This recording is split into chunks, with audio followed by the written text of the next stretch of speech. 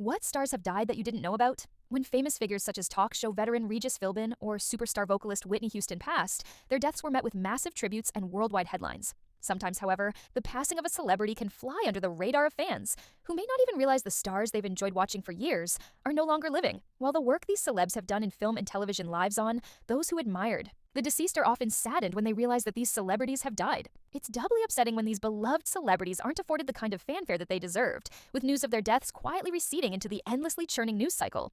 Yet regardless of what led to the deaths of these folks, be it illness, addiction, or an unanticipated accident, the one thing that cannot be denied is that they will be missed. Here's a list of stars you might not know have died. Harold Ramis. To many fans, Harold Ramis will always be remembered as the dry-witted Egon Spengler from Ghostbusters, or for his comedic chemistry with Bill Murray in Stripes, but Ramis's greatest influence was behind the scenes. After co-writing the smash hit Animal House, he went on to direct a string of comedy classics, including National Lampoon's Vacation, Groundhog Day, and Analyze This, all of which helped shape modern comedy. Ramis passed away in 2014 at age 69. As reported by the Chicago Tribune, he had quietly battled a rare illness called autoimmune inflammatory vasculitis, which causes serious inflammation in the blood vessels and ultimately led to severe complications. In her memoir, Ghostbusters' Daughter, Life with My Dad, Harold Ramis, Violet.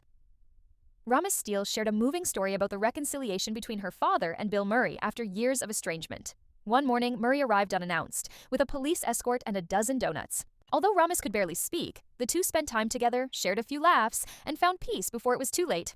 James Avery. James Avery brought unmatched presence and wisdom to the role of Uncle Phil in The Fresh Prince of Bel-Air, where he served as a foil and father figure to Will Smith's character. But Avery's career went far beyond sitcom fame. With a resume spanning 4 decades, he left his mark across television, film, and even animated series as a prolific voice actor. On December 31, 2013, Avery passed away at the age of 68 due to complications following open-heart surgery. His co-star Joseph Marcel, who played the Banks family's loyal butler Jeffrey, remembered him as a marvelous man and a truly wonderful actor. He portrayed an Uncle Phil everyone wished they had. Will Smith also honored Avery's legacy in a heartfelt message. Some of my greatest lessons in acting, life, and being a respectful man came through James Avery. In a talk for the New York Film Academy, Avery reflected on his career with pride. You can either be a movie star or an actor. I'm an actor, and I've done pretty well. Marcia Wallace. In the 1970s, Marcia Wallace became a TV favorite thanks to her role as the quick-witted, flame-haired receptionist Carol Kester on The Bob Newhart Show. Later, a new generation got to know her as the voice of Edna Krabappel, Bart Simpson's sarcastic and over-it teacher on The Simpsons. Wallace passed away in 2013 at the age of 70. According to the Los Angeles Times, her health had declined in the months prior. Her son, Michael Hawley, shared that although she had previously undergone surgery for breast cancer and had been declared cancer-free, complications from pneumonia ultimately led to her passing. Records later cited contributing factors, including sepsis and chronic obstructive pulmonary disease, COPD. In a heartfelt tribute, Simpsons executive producer Al Jean said, "She was beloved by all at The Simpsons, and we intend to retire her irreplaceable character." And they did. Edna Krabappel was written out with a touching farewell that honored Wallace's legacy.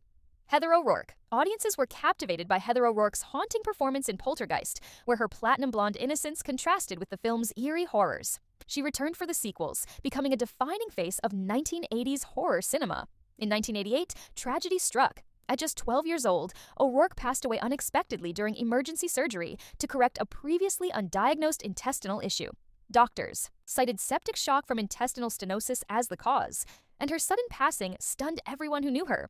"It's weird," her manager told the Associated Press. She was completely fine on Saturday, then had flu-like symptoms, and by Monday, she was gone. Her untimely death sparked theories of a so-called poltergeist curse, fueled further by the deaths of several other cast members from the franchise in the years that followed. Though the rumors persist, fans continue to remember O'Rourke for the haunting phrase, "They're here, Taylor Negron." You may not know Taylor Negron's name, but if you've watched movies or TV in the 80s and 90s, you've definitely seen his face. Whether delivering pizza to Sean Penn Spicoli in Fast Times at Ridgemont High, or popping up in shows like Curb Your Enthusiasm and Party of Five, Negron played countless memorable side characters with unmistakable flair.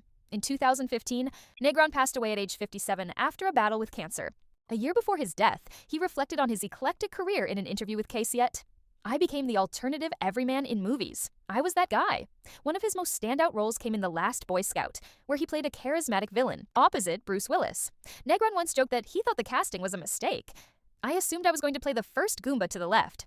But the performance proved how versatile and underrated he truly was. Natasha Richardson. Renowned for her performances in films like The Parent Trap and Nell, Natasha Richardson was equally recognized for her celebrated family ties. She was the daughter of Academy Award winner Vanessa Redgrave and the sister of actress Jolie Richardson. She was also married to acclaimed actor Liam Neeson. In 2009, while on a ski vacation at Mont Tremblant Resort in Canada, Richardson took a fall during a lesson. According to ABC News, she initially brushed it off. A ski patrol member advised her to seek medical attention, but thinking it was minor, she returned to her hotel. Not long after, her condition worsened, and she was rushed to a local hospital before being airlifted to New York. Tragically, she passed away at the age of 45. The cause was ruled as an epidural hematoma, resulting from a head injury. In a heartfelt tribute, Neeson shared a poignant reminder in a since-deleted Facebook post. Spend time with your spouses. Treat them well, because one day, when you look up from your phone, they won't be there anymore. Richard Griffiths, beloved British. Character actor Richard Griffiths made his mark in both film and television. Audiences remember him as the eccentric Uncle Monty in Withnail and I and as Inspector Henry Crabbe in Pie in the Sky. But perhaps his most iconic role was Vernon Dursley, the stern uncle in the Harry Potter series. Griffiths passed away in 2013. At age 65 due to complications following heart surgery, according to his agent Simon Beresford. Daniel Radcliffe, who starred with him in Harry Potter and later in the Broadway production of Equus, offered a moving tribute. Richard was with me during two major moments in my career, he said. My very first scene as Harry Potter was with him, and years later, during my stage debut, he once again helped ease my nerves. Lisa Robin Kelly. Fans of that 70s show will.